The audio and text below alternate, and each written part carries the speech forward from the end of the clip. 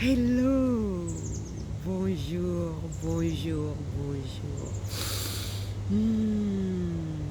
Ça fait du bien d'être dans la nature, hein, à respirer l'air frais.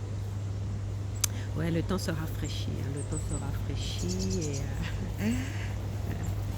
et, mais bon, on a toujours envie autant de venir respirer l'air pur dans la nature. Il faut se faire du bien, se faire du bien, se détendre, déstresser et prendre aussi la vie comme elle vient. Prendre aussi la vie comme elle vient, quelle que soit l'adversité, hein.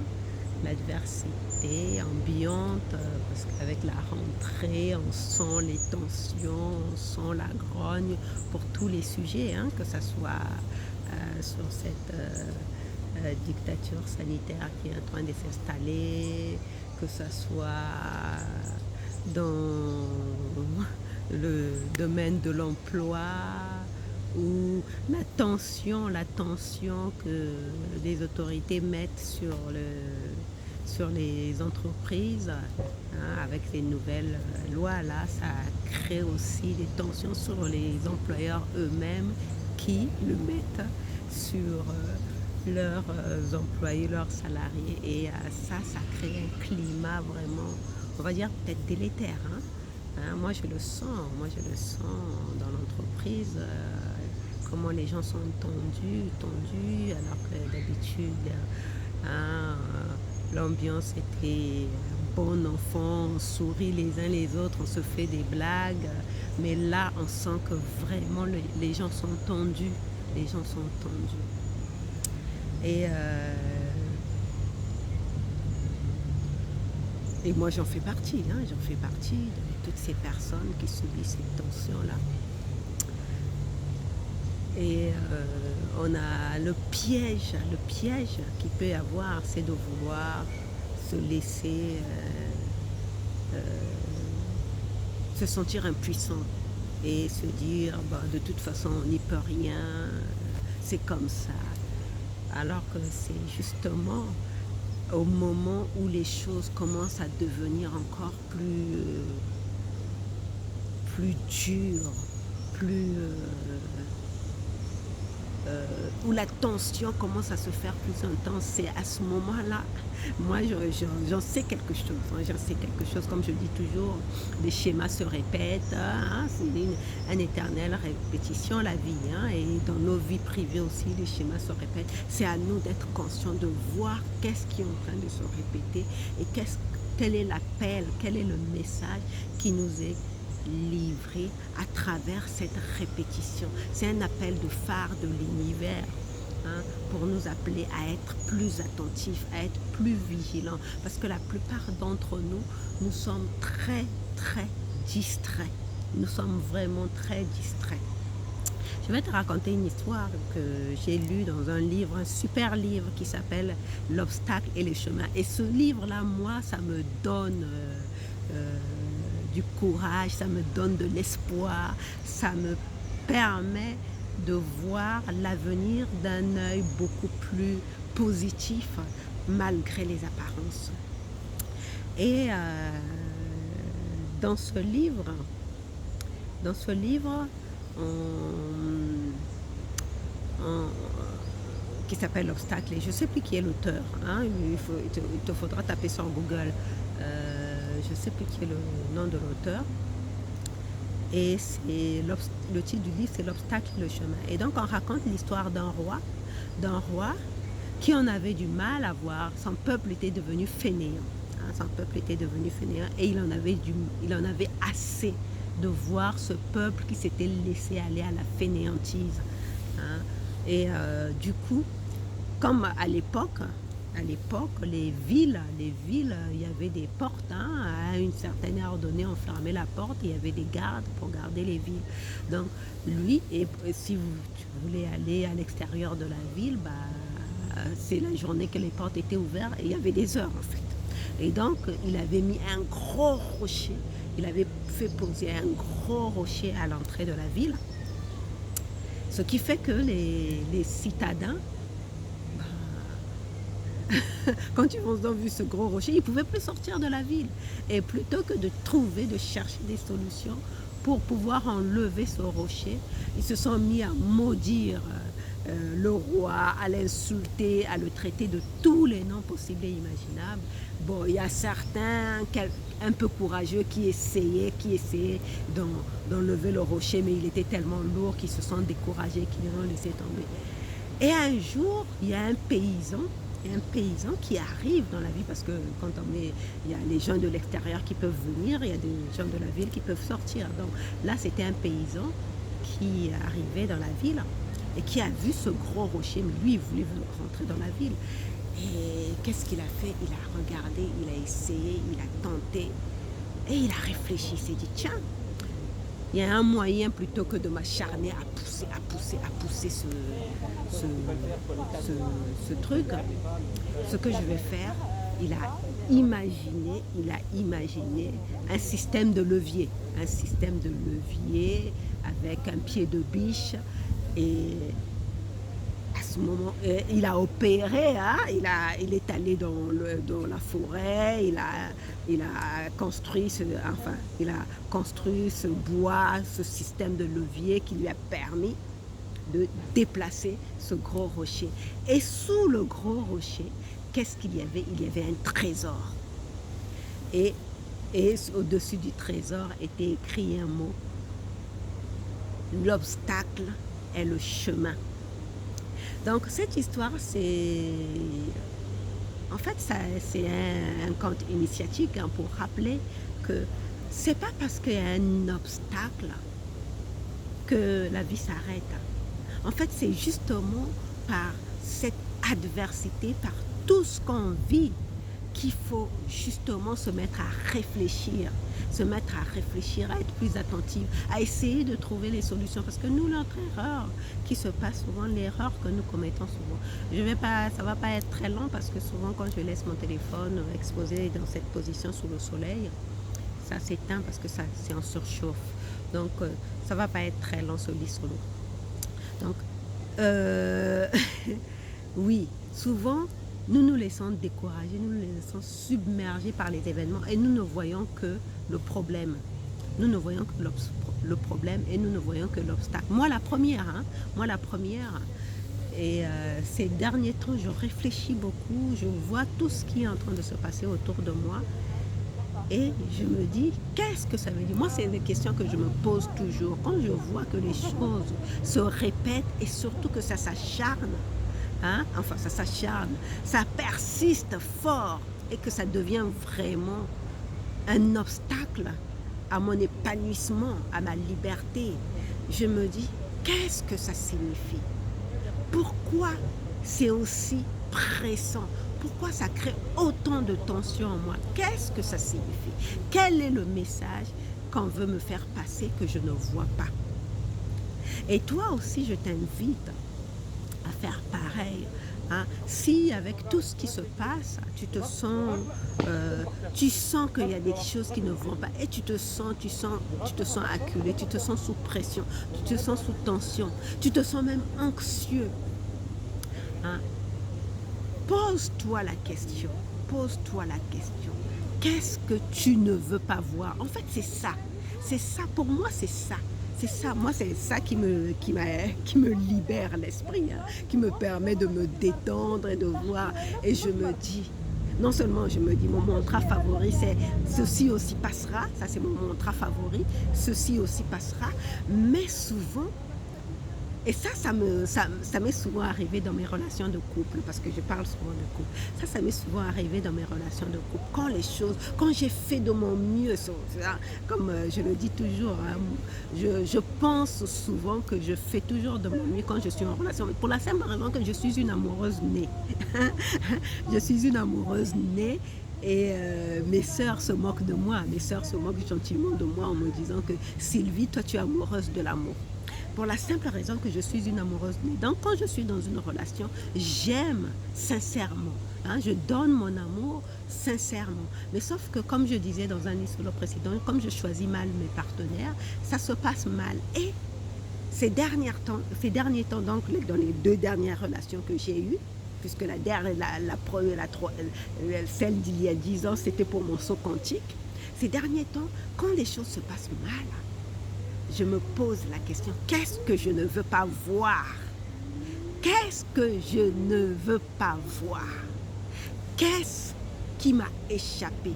Et qu'est-ce que je refuse de voir? Et quand je persiste à me poser cette question, je finis par trouver la réponse. Je finis par trouver la réponse et c'est ça qui me libère. C'est ce qu'on dit, vous connaîtrez la vérité et la vérité vous rendra libre. Et cette vérité dont tout le monde parle, hein, dans les églises on parle de la vérité, on parle de Jésus, mais la vérité dont on nous parle, qui nous rend libres, c'est la vérité sur nous. C'est la vérité, ça c'est moi quand je me rends compte à quel point pour moi c'était mon Héroka, hein. Pour moi c'était mon Héroka. Cette parole, vous connaîtrez la vérité vous libérera. Quand j'ai réalisé que c'était la vérité sur moi, sur ce que je suis réellement, c'est-à-dire un être divin incarné dans la matière, un esprit incarné dans la matière. Et de connaître ça, ça m'a libérée. Je me suis dit, ben oui, mais il arrive comme je suis, comme la plupart englués dans la matière, hein, la plupart des humains englués dans la matière, il m'arrive de l'oublier. Et c'est là que l'obstacle apparaît. Hein, c'est comme ça que la vie règle ses histoires. Hein, la vie, la nature, Dieu. Quand il voit que l'être humain à qui il avait mis tout son espoir, à qui il a confié une mission, est en train de se ramollir, de se laisser aller, qu'est-ce qu'il envoie? Il envoie un obstacle pour le réveiller.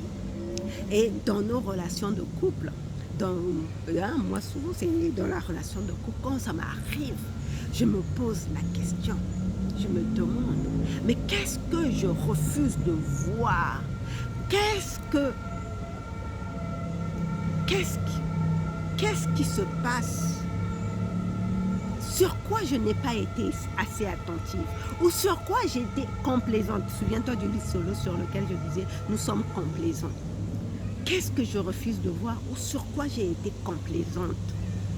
Et quand je persiste à poser cette question et que je trouve la réponse, c'est d'une libération. Ça me libère à un point, tu ne peux pas savoir. Je me dis, waouh, et là je suis remplie, mais remplie de gratitude. Parce qu'à chaque fois que tu sais, c'est comme des poupées russes, hein? C'est comme nous les êtres humains, nous sommes comme des poupées russes qui s'emboîtent, qui s'emboîtent, qui s'emboîtent. Donc à chaque fois que tu vas ouvrir une vérité, que tu vas trouver la réponse, il y a une autre poupée russe qui va apparaître, et puis ainsi de suite. Donc à chaque fois, c'est un mouvement continu de croissance. Hein, c'est un mouvement continu de croissance. Quoique dans la poupée russe, on entre à l'intérieur, mais justement, nous, c'est rentrer dans notre cœur, aller interroger notre cœur, demander à notre cœur, qu'est-ce qui se passe autour de moi? Qu'est-ce que je ne veux pas voir? Qu'est-ce que tu veux me montrer? Et que moi, je refuse obstinément de voir. Et tu vas voir, quand tu t'adonnes à cet exercice, qui est un exercice spirituel, hein, c'est un exercice spirituel, hein, quand tu t'adonnes à cet exercice, tu te rends compte que toutes les réponses sont en toi. Et tout, comme disait Florence Scovel-Shields dans son livre « Le jeu de la vie », les ennemis de l'être humain sont à l'intérieur de lui, sont ses propres ennemis intérieurs. Les conflits que nous vivons dans le monde entier, les adversités, c'est ce qui se passe à l'intérieur de chacun de nous. Tu vas aller voir un moine bouddhiste qui a fait la paix avec lui-même. Lui, il ne voit pas le conflit, hein. Lui, il est dans la béatitude, il est serein, il est bien. Parce que pour lui, il sait que tout ça se passe à l'intérieur. Donc, quand tu te libères de tes conflits intérieurs, tu vas voir que petit à petit, autour de toi, tout ne sera que équanimité, tout ne sera que sérénité. Et même ce qui peut apparaître comme un obstacle, comme quelque chose de négatif, de confrontant, de...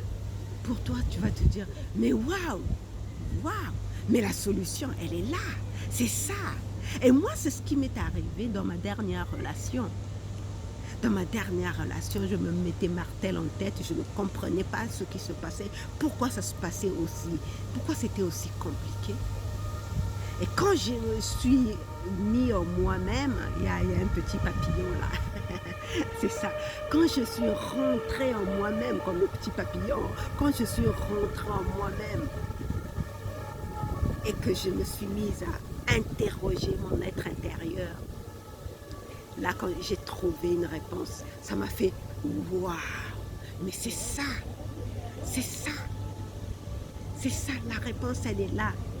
Et c'est comme ça que je me suis libérée de mon passé. Parce que cette relation, c'était une marque de mon passé. C'était le dernier vestige de mon passé, je vais dire ça comme ça. C'était les derniers vestiges de mon passé qui s'accrochaient encore à moi.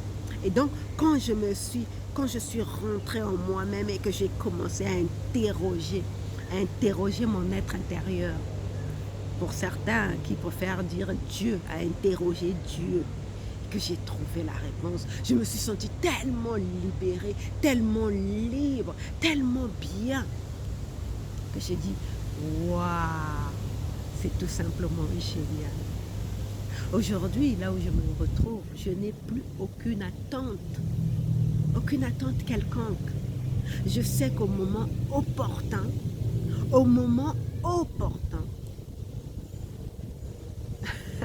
je vivrai la relation qui m'est destinée. Donc, en attendant, je vis ma vie sereinement. Je vis ma vie en accord avec moi-même.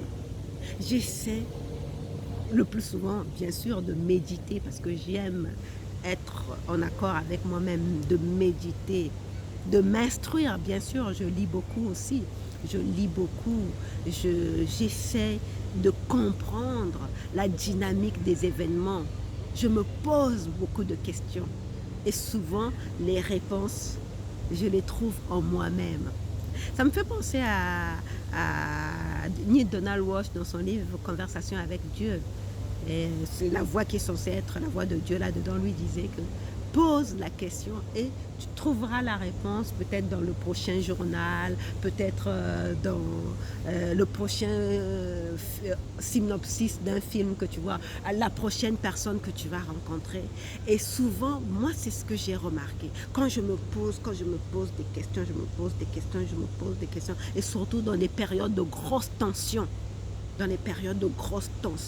je me calme, je me remets en moi-même, j'interroge, je pose des questions. Et quand je me sens bien, quand je me sens vraiment libérée de toute cette tension, de toute cette adversité, de toute cette pression, quand je me sens libérée, souvent je trouve la réponse. Et c'est ça qui me redonne la paix. Et ça, c'est... je parle beaucoup des relations, mais sur le plan professionnel aussi, c'est pareil. Sur le plan professionnel aussi, c'est pareil. Sur le plan de la vie de tous les jours aussi, c'est pareil. Mais moi, mon travail, apparemment, je réalise que mon travail se passe beaucoup plus sur le plan des relations interpersonnelles. C'est pour cela que j'aime toujours ramener les choses au niveau de la relation de couple. Telle que tu vis ta relation de couple avec ton partenaire, ça doit d'abord commencer dans la parfaite relation de couple que tu as avec toi-même, à l'intérieur de toi, toi et toi-même. Si cette relation de couple est sereine, harmonieuse avec toi-même, tu peux être sûr et certain que la relation de couple que tu vas former avec une autre personne, avec la personne qui va rentrer dans ta vie, sera une relation de couple harmonieuse, sereine, où il n'y aura pas de conflit. Et justement, demain, je te partagerai un lit solo sur les critères de sélection, les nouveaux critères de sélection. Mais je te donne un aperçu, c'est que le nouveau critère de sélection, désormais, ça va plus être le compte en banque, les vêtements, ou ça va être le confinement. Le confinement. Est-ce que tu vas t'imaginer être confiné toute une vie avec telle personne? D'ailleurs, je te le partage déjà. Est-ce que c'est comme ça que tu vas pouvoir imaginer si tu peux être avec cette personne ou pas? Parce que tu vas t'imaginer passer H24. Ça, c'est le clin d'œil de l'univers. Hein. Ça, j'adore. Hein. La ruse de la raison. C'est ça le clin d'œil que l'univers nous a fait. Tu rencontres quelqu'un, tu essaies de te projeter, de te dire, bon, cette personne, c'est vrai qu'elle me plaît physiquement, qu'elle me plaît intellectuellement, qu'elle me plaît. Mais est-ce que je m'imagine vraiment être confinée avec cette personne H24?